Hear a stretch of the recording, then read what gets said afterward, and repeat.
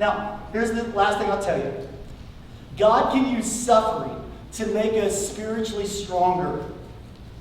God can use suffering to make us spiritually stronger.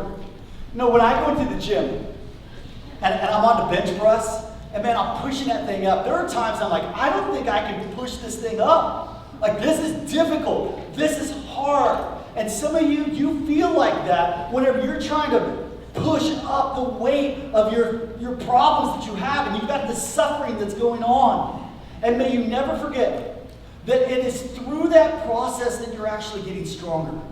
It's through that process that you recognize that God, He's your spotter. He's the one to say, I'm not going to let it fall on you. If you'll reach out to me and you'll call out, help, that God, I'm calling upon you. I need you, just like we sang about. God, I need you. Guess what God does? He runs to our defense and He helps us through the suffering of life.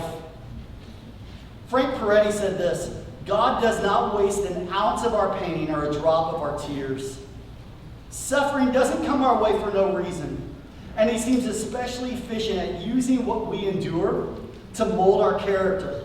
And if we're moldable, He takes our bumps and our bruises and He shapes them. God doesn't waste your hurts, church. God will not waste your suffering.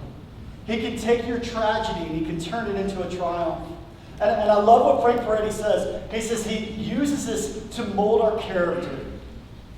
God is more interested in your character than He is your comfort. Oftentimes we're more interested in our comfort, but God cares more about our character. I love what C.S. Lewis says in his book, The Problem of Pain. He said, God whispers to us in our pleasures. He speaks in our conscience, but He shouts in our pain. It's His megaphone to rouse a deaf world. What a powerful statement. Martin Luther said this, affliction is the best book in my library. Let me ask you, what is this book called Affliction? What has it taught you lately?